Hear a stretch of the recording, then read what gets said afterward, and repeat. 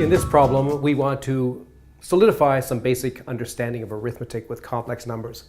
So we have two complex numbers, z equals 2 plus 3i and w equals minus 1 plus 2i. And we're asked to calculate 3z, z squared, z plus 2w, z times w plus 3, and z over w and w over z. All right, so let's start with 3z. So that's 3 times 2 plus 3i. And to multiply a complex number by a scalar, you multiply both the real and imaginary parts by that scalar. So we have 6 plus 9i. The second one, z squared. So we have 2 plus 3i squared.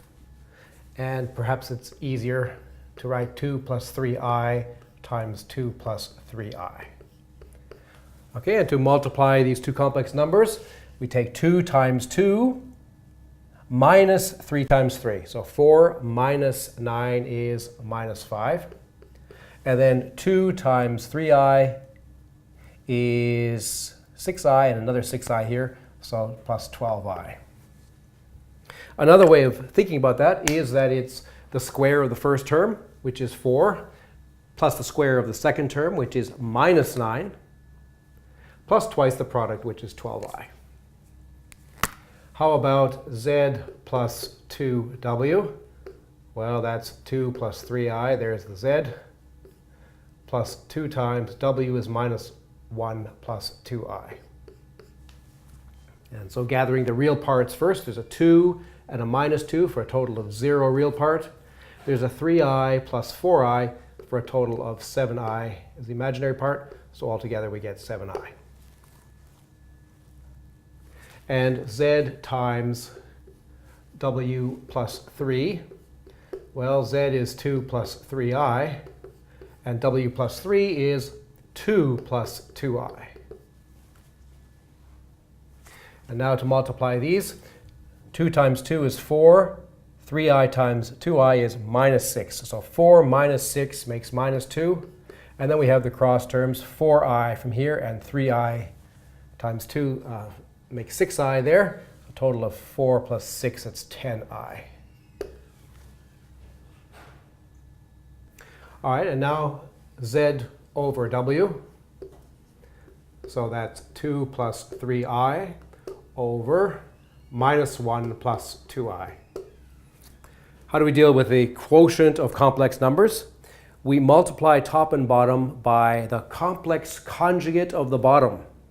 The idea being that then that new denominator will be purely real, not have any i's in it. So we rewrite this as 2 plus 3i, put it in brackets, over minus 1 plus 2i. And now we're going to multiply by the complex conjugate of the bottom, which is minus 1 minus 2i. We'll multiply the top and the bottom by that so that we're not actually changing anything. It's still equal to what it was before. So when we do this, the advantage is seen when we look at the denominator. Here we're going to get 1 minus 4i squared, so that's 1 plus 4 for a total of 5. And then the cross terms will be a plus 2i and a minus 2i. They will cancel. So we're just going to get 5 in the denominator, and that's why we're doing this. What about the numerator? Well, we get minus 2 plus 6. So minus 2 plus 6 is 4. And the cross terms, minus 4i minus 3i is minus 7i.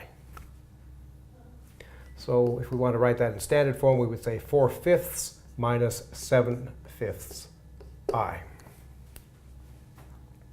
And similarly, w over z. Well, one way would be to invert this one. Let's do that for fun. We could do exactly the same thing as we did over there, but let's do it, write it as 1 over z over w, just for something a little bit different. All right, so this is 1 over 4/5 minus 7/5 i. And we'll multiply top and bottom by the complex conjugate, 4/5 plus 7/5 i, and 4/5 plus 7/5 I. So the new denominator is the square of the 4/5, which is 16/25, and the square of the 7/5, which is plus 49/25. And on top, we just have 1 times this, so it's just 4/5 plus 7/5 I. And down here, we have a total of 16 plus 49. That looks like it's 65. So we have 4/5 plus 7/5 I divided by 65/25. If we divide by 5, that's 13/5.